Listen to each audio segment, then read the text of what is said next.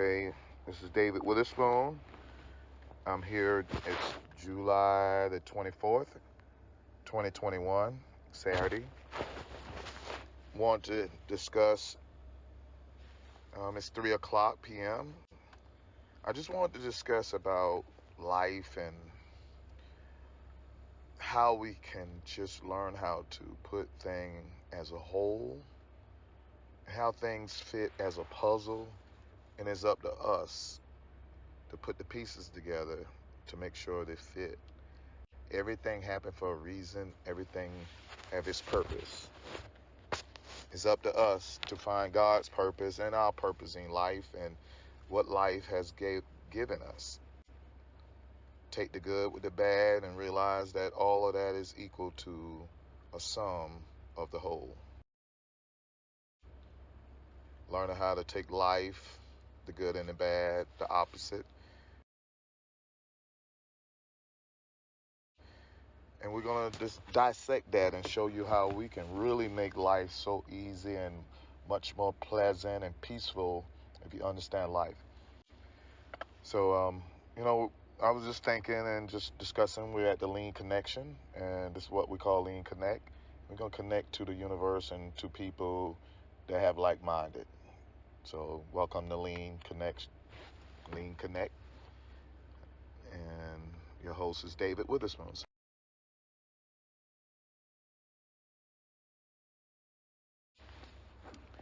My logic is, my goal is to show that everything, even the opposite, female, male, is needed. If you see the bad version of the opposite, if we are male and we see the bad version of a female, we're going to see the bad out of what a female does to us, or they nag us, or they, always, you know, not satisfied. Or we can look at the bad part, and the women can look at the bad part about the men. We, you know, don't do details, and we just sloppy, or we careless, and so we look at the negative. But if we look at what the purpose of what God brought us for, and just what the purpose of why we are together, like why I married my wife, and the good part of it, you'll see that when you start looking at life and seeing the good part of everything, you put the pieces together. So even with a woman, you see that if you see the good, you can build love, you can have a child, you can build a palace, you can build a kingdom with a woman. And with a woman who have a man, you can do the same thing. You can build a family. So the good is there. We just have to view it. I look at Democrat and Republic. I look at everything and see the good and what it makes the system to run. It's always the opposite almost.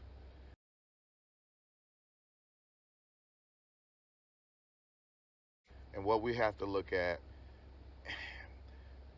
we are now, technology is just telling us the truth.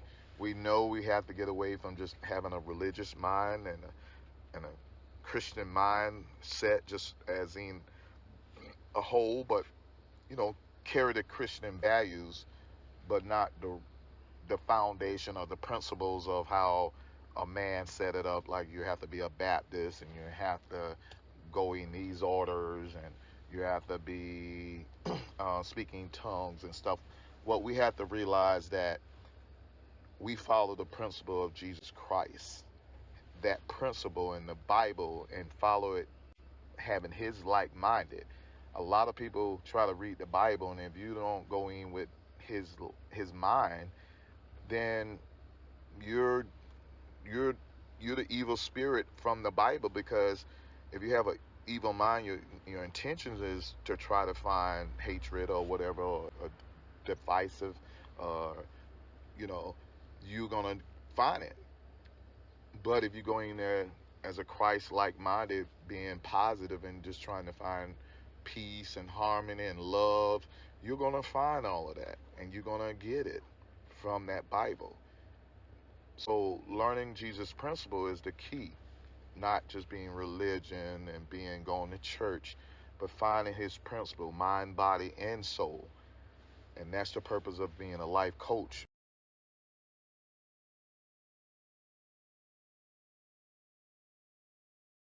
My goal is to be mind, body, and soul, and every day to try to strive each day to do something to improve myself. Because if I say I'm going to be Christ like, I don't care if I fail, but if I don't have goals or my progression and my my striving ain't going towards it, then I'm not living. And all about living is trying to get to improve your mind, body, and soul. So health, wealth, and happiness, and just trying to do that and helping others. So and just doing that daily. And so while I fail and do the other things,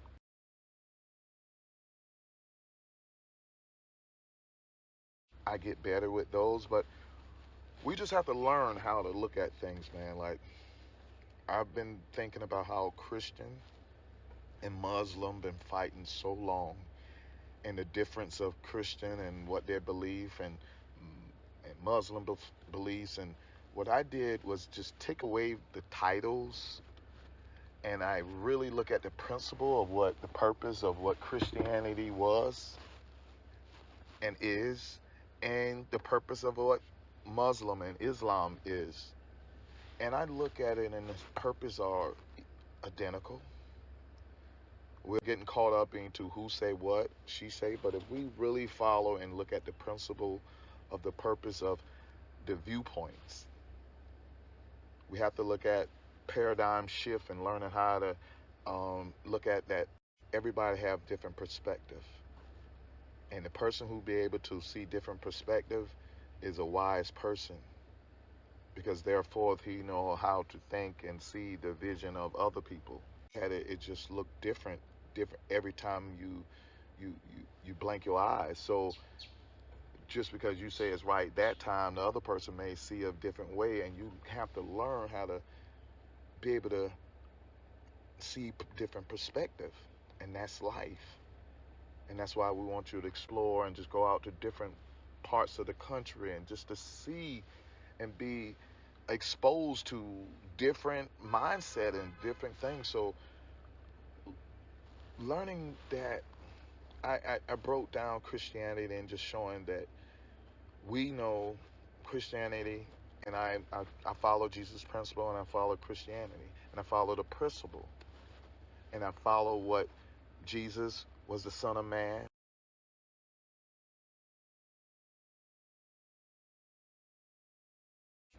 He came here on earth as God, flesh. He lived here 33 and a half and one third years on earth as being a perfect person. God had to bring an example of showing to you as a human. If any human, if any human can live 33 and one third life without sinning, without committing any sin, without doing it, you can really live again forever. When Adam ate the apple, we would surely die.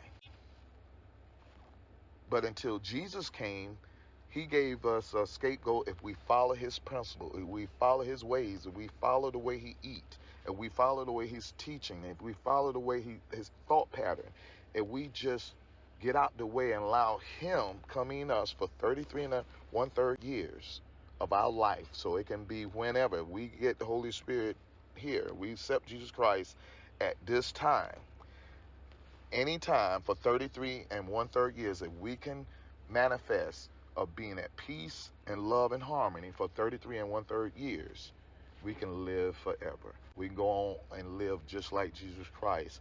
We can skip through life and then die and then live with Jesus and God. That is the remedy of Jesus showing and being an example to show you that, look, God say, I'm gonna give you a next try. I'm gonna show you a try. I'm gonna give you an example.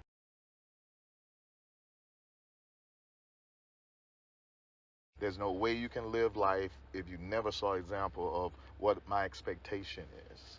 as you to live as a human. Let me bring Jesus. Let me bring myself down and show you for 33 and 1/3 years. A lot of people thinking those numbers just came out of the sky. Guys, you have to understand that these things is biblical. Numbers means a lot. Jesus lived 33 and 1/3 years and died and lived forever. And just like in a Mason, you have to be 33 and 1/3, and that's what you're a Mason. That's when you considered as a Mason, as of the powerful, as the highest. And so it's the same years, it's the same degrees, at the same point. So guys, numbers mean a lot, and I ain't gonna go into those numbers. We'll do that later. But guys, I'm just showing you that it's not about how many times you go into church. That will help. Trust me, you have to really, but it's about mind, body, and soul. Jesus ate right. Jesus thought right. Jesus did a lot of things right. And he can't just be spiritual. Can't just say, I'm going to go to church. Jesus was positive. Jesus did not get any argument unless it was about his church and his being and what his purpose was. He was walking for his purpose. Sometimes we walking around here without purpose. That's the first thing we need to get, purpose. And then follow that, and everything else dealing with non-purpose stuff, we don't deal with it. We don't even register in our mindset. That's why nuns know that, and these nuns and these monks, these monks understand that if you live 33 and 1/3 years, you can almost go to heaven.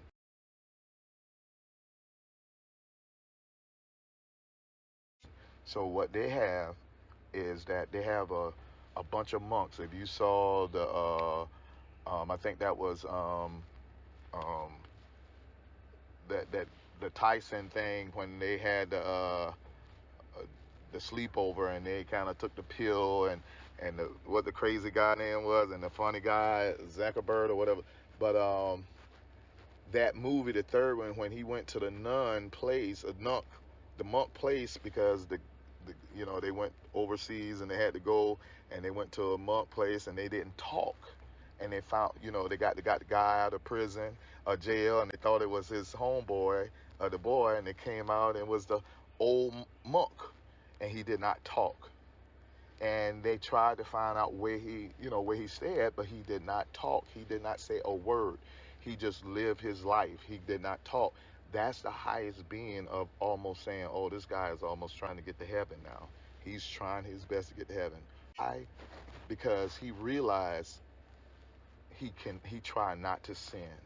He tried not to he tried to live life and let everything advance naturally. Like whatever life it brings, he's not going to complain. He's not going to talk about it. He's not going to be putting it on Facebook, crying about it. Guess what? He's going to just be quiet. He ain't going to even think about it. His mind is just all on God and peace and not letting anything frustrate.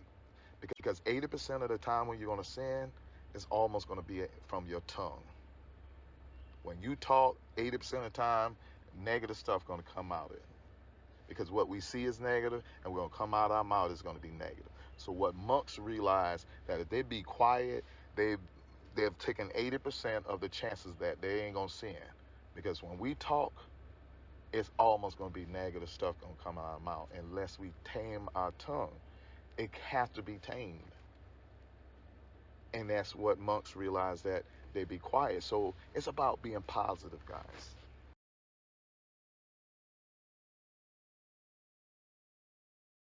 And what my goal is just striving. If I don't get there, at least I can give my kids something to say, okay, I made it to the 5th floor. There's about a million other floors, but at least I made it to the 5th floor.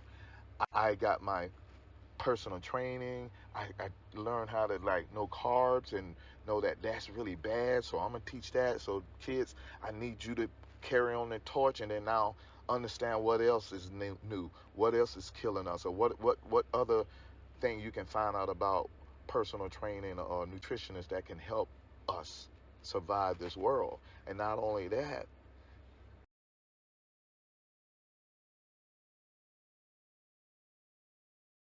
financial wealth.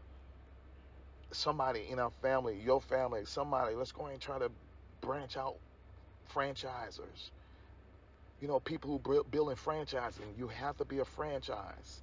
That means you can build more than one store. That means you can do duplicate all over. When you just can do a business in one, that's not franchising. That means you just, when you die, that business die. When you franchise, that means you have a mindset. That means your brand, you branding yourself. You giving a name out there that when you die, it lives on forever.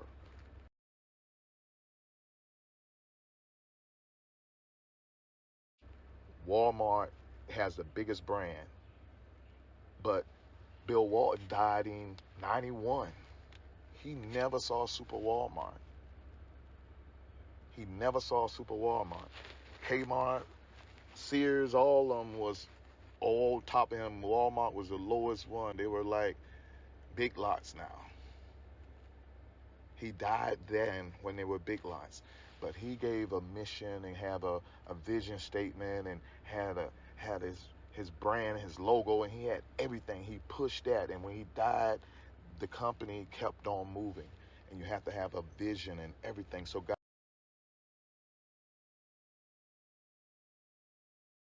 guys, what I'm saying is just being positive. You have a whatever life gave you, and you still alive, find the positive in you and find what's strengthening you and become that and make that become your brand and make the positive of you, not the negative of you. Leave you alone. That's why you can't brand your name, because you got some negative stuff in you. But you able to brand something that is all positive, that you putting it in you, like, oh no, you can't say my brand that, because no, that does mean, yeah,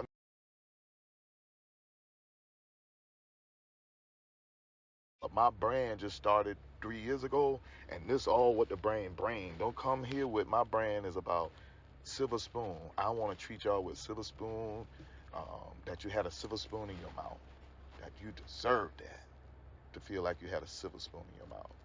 So when you come in there, do that. Don't come in here 20 years ago, David, I remember. No, that was me. That's David. But right now we representing silver spoon. And it's about positive. It's about bringing happiness. It's about health, wealth, and happiness. And if you can bring that, come on. And sometimes if it don't fit, it just don't fit. It's no negative. We find other places, but I have a brand. And this is what my brand is. And that's what it is. And we work around the brand. And you feed that brand, you feed it, you feed it, you feed it. And it lives forever. And that's what we do with everybody. We brand ourselves. Everybody have their legacy, their own life experience that they can bring in and brand that, the positive.